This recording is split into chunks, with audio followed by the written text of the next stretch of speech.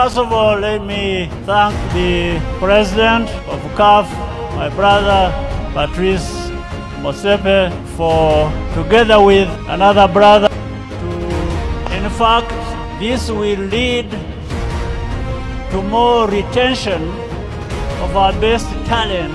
This is one of the most beautiful, one of the best stadiums in Africa and in the world.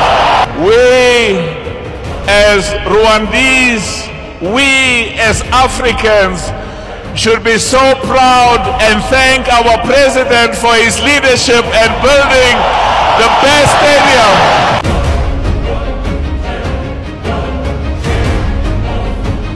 Abenshi twamumenye cyane nk'umunyemari wa mbere w'umwirabura uzwi cyane muri Afurika y'Epfo ndetse na hano ku mugabane wa Afurika muri rusange. Hari abandi bamumenye nka perezida w'impuzamashyirahamwe y'umupira w'amaguru muri Afurika CAF, ndetse abenshi bavuga ko ari we muyobozi wa CAF wagaragaje impinduka zikomeye cyane muri rusange mu mupira w'amaguru wa Afurika. Uyu munsi niba ukurikirana umupira w'amaguru wo muri Afurika, byakugora kuvuga abayobozi b'indashyikirwa bayoboye CAF ngo haburemo izina Dr Patrice Motsepe. Ese uyu Dr Patrice Motsepe ni muntu ki? Ese koko ni umunyamamiliyari nk'uko bivugwa? Uyu munsi reka tugaruke ku buzima bw'uyu muherwe Dr Patrice Motsepe. Muri kumwe na Ndayishimiye Fabrice.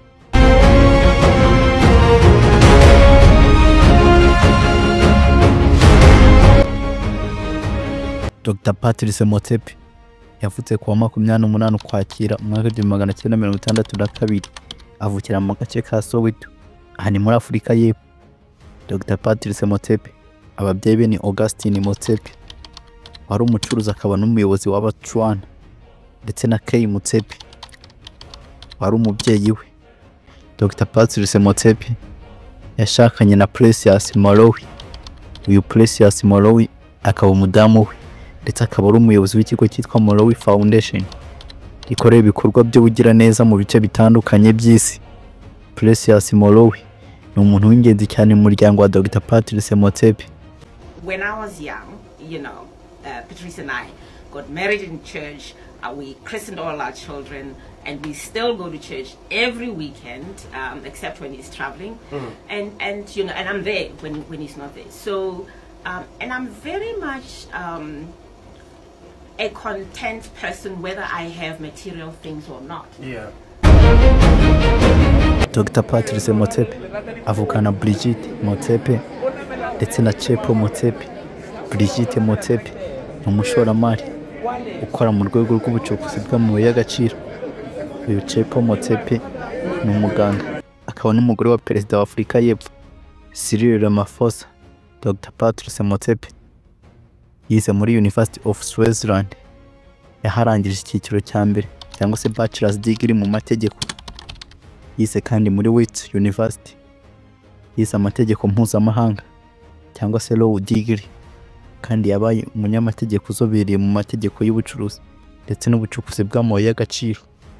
Ni naho yakuye ubumenyi bwamufashije gushinga sosiyete ye y'ubucukuzi bw'amabuye y'agaciro izwi nka African Rainbow Minerals. Ubundi kubaza amateka neza, bavuga ko papa we Augustine Motsepe yari nyirakabari kari mu isoko. Amazina ye nyakuri ni Patrice Tihopane Motsepe. Dr Patrice Motsepe yatangiye kuyobora impuzamashyirahamwe y'umupira w'amaguru muri Afurika CAF kuwa 12 Werurwe mwaka wa 2021, nyuma yo gutorerwa uyu mwanya. Muri Werurwe mwaka wa 2025, Dr Patrice Motsepe yongeye gutorerwa manda ya kabiri yo kuyobora CAF izamara imyaka 4 kugeza mu mwaka wa 2029. Dr Patrice Motsepe afite abana batatu, ariko amazina yabo ntabwo yamenyekanye cyane mu ruhame kuko yirinze gushyira ubuzima bwabo mu itangazamakuru. Gusa dukurikije amakuru agenda avugwa mu bitangazamakuru bigiye bitandukanye, bivugwa ko ikipe ya Mamelodi Sundowns Football Club mu gihugu cya Afurika y'Epfo iyoborwa n'umuhungu we Tebogo Motsepe. Nubwo Dr Patrice Motsepe ari we nyiri ikipe, anakomeza kugira uruhare mu buyobozi bw'ikipe ariko n'umuryango we muri rusange ukaba uyobora ikipe bya kinyamwuga. Ubwo niba wumvishe neza mu buryo budaziguye, Dr Patrice Motsepe ni nyiri ikipe ya Mamelodi Sundowns Football Club, imwe mu makipe akomeye muri Afurika y'Epfo ndetse no ku mugabane wa Afurika muri rusange. Yaguze iyi kipe mu mwaka wa 2003 ayiteza imbere cyane, bituma iba imwe mu makipe akunzwe kandi yanatsindiye ibikombe byinshi, harimo igikombe cya CAF Champions League mwaka wa 2016. Dr Patrice Motsepe afite sosiyete nyinshi mu nzego zigiye zitandukanye, cyane cyane ariko mu nzego zigiye zitandukanye z'amabuye y'agaciro ndetse n'ubucukuzi bwayo. Zimwe muri kampani za Dr Patrice Motsepe, ku mwanya wa mbere turasanga yitwa African Rainbow Minerals cyangwa se ARM. Iyi ni sosiyete ikora ubucukuzi bw'amabuye y'agaciro harimo zahabu, platini ndetse n'ibindi. Ku mwanya wa kabiri turasanga yitwa Sanlam. Dr Patrice Motsepe bivugwa ko yaba afite imigabane muri Sanlam, sosiyete ikora mu bijyanye n'ubwishingizi n'ishoramari. Ku mwanya wa gatatu turasanga yitwa African Rainbow Capital cyangwa se ARC. Iyi ni sosiyete y'ishoramari yegereye ibikorwa by'ubucuruzi bitandukanye, by'umwihariko mu gihugu cya Afurika y'Epfo. ARC ifite ishoramari muri byinshi, harimo itumanaho, ibikoresho by'ubwubatsi ndetse n'ibindi. Ku mwanya wa kane turasanga yitwa Mamelodi Sundowns Football Club. Nubwo atari sosiyete isanzwe, ariko Mamelodi Sundowns ni ikipe y'umupira w'amaguru yashyizeho, akaba ari nyirayo kandi akaba afite uruhare runini mu bikorwa byayo. Izi ni zimwe muri kampani Dr Patrice Motsepe afite cyangwa se anagenzura. Mwaka wa 2021 nyuma yo gutorerwa kuba perezida wa CAF cyangwa se ishyirahamwe ry'umupira w'amaguru muri Afurika, Dr Patrice Motsepe yavuze ku ntego yo guhindura umupira w'amaguru muri Afurika. The African Football League today we want to show the people in Africa, we want to show the people in the world that football in Africa is as good as football and is amongst the best in the world. Hola football in Africa, hola! Aha Dr Patrice Motsepe yagaragaje ko ari ngombwa gufatanya guteza imbere ibikorwa remezo no kuzamura urwego rw'umupira w'amaguru muri Afurika. Yanasobanuye ko azaharanira gukemura ibibazo by'imari muri uyu mikino y'umupira w'amaguru muri Afurika. Dr Patrice Motsepe ageze ku buyobozi bwa CAF mwaka wa 2021 cyangwa se Confederation of Football Africa, yazanye impinduka zikomeye mu rwego rw'umupira w'amaguru muri Afurika. Dore zimwe mu mpinduka yazanye Dr Patrice Motsepe. Impinduka ya mbere yazanye harimo kwiyongera k'ubushobozi bwa mikoro. Akimara kugera muri CAF yatangiye kuzamura ubushobozi bw'imari ya CAF. Yagerageje gushaka uburyo bwo kubona amafaranga menshi aturutse mu buryo bw'ishoramari ndetse no gushaka abafatanyabikorwa bagiye batandukanye.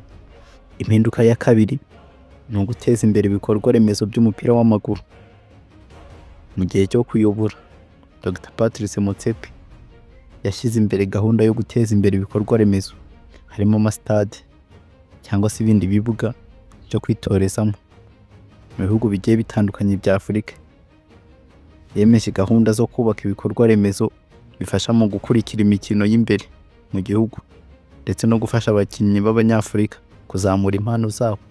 Dr Patrice Motsepe impinduka ya gatatu yazanye harimo kongera umubano hagati y'ibihugu ndetse n'amakipe. Motsepe yashyize imbere gahunda yo kongera umubano hagati y'ibihugu bitandukanye bya Afurika, by'umwihariko mu bijyanye n'ikoranabuhanga, ubuyobozi no guhuriza hamwe amakipe y'ibihugu kugira ngo azamure urwego rw'umupira w'amaguru ku mugabane. Impinduka ya kane ni uguteza imbere ibikorwa byo kwishyura ndetse no kubona ibikombe. Motsepe yakomeje gushaka uburyo bwo gutanga ibikombe birushijeho kuba byiza, ku buryo amatora y'ibikombe ndetse n'ibihembo by'imikino ya CAF biba byiza kandi bigira uruhare mu kumenyekanisha umupira w'amaguru ku rwego mpuzamahanga. Impinduka ya gatanu ari nayo ya nyuma, Dr Patrice Motsepe yashyizeho ubuyobozi bunoze kandi bushingiye ku gukorera hamwe n'abakora muri CAF mu gucunga neza imikino kugira ngo bihutishe iterambere rya CAF no kwirinda ibibazo by'imiyoborere y'abayobozi. Dr Patrice Motsepe kandi ni inshuti y'u Rwanda ndetse n'abanyarwanda kuko yagiye ashyigikira cyane ibikorwa by'iterambere mu Rwanda harimo na Stade Amahoro ndetse n'ibindi bikorwa remezo bya siporo bigiye bitandukanye. Dr Patrice Motsepe abarirwa mu bantu bafite ubutunzi bukomeye muri Afurika ndetse no ku rwego mpuzamahanga. Ubutunzi bwe burazenguruka miliyoni nyinshi z'amadolari y'Amerika. Mwaka wa 2021 Dr Patrice Motsepe yari afite agaciro k'ubutunzi kari hafi ya miliyari 3 na miliyoni 1 z'amadolari y'Amerika nk'uko byatangajwe na Forbes. Ubutunzi bwe bushingiye ku mishinga y'ubucukuzi bw'amabuye y'agaciro by'umwihariko binyuze muri African Rainbow Minerals, imwe muri companies, ibigo by'ishoramari ndetse n'ibikorwa by'ubucuruzi bitandukanye harimo no kuba ari nyiri ikipe ya Mamelodi Sundowns. Ibi bitanga ishusho y'uko Dr Patrice Motsepe ari umwe mu bantu bakize cyane muri Afurika. When I started my businesses, we bought mines that everybody said, but I mean, how can this guy buy mines that are unprofitable, that are marginal, that are old, that are being closed? And the president of the mine workers, they had about 350,000 workers at the time. He was a very good friend. He then went and in the newspapers, the headline of the newspapers, I know because Pressure showed me, the headline of the papers were Patrice Motsepe buys dead dogs. Dead dogs.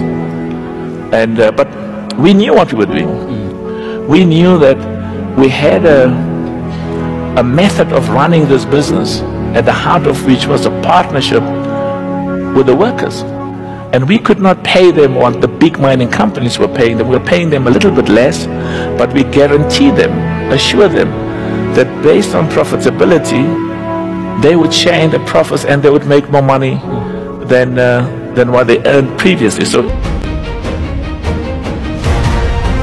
nakoze cyane kubana natwe aho twareberaga hamwe incamake ku buzima bw'umuherwe Dr Patrice Motsepe akaba na perezida wa CAF General Fabrice, umuhungu wanyu ntibisanzwe, umuhungu w'abanyarwanda ubagezaho ubucukumbuzi bwihariye ndetse bw'ubwenge utasanga ahandi uretse hano kuri Mr ML TV. Bye bye, kaduhure mu bindi biganiro.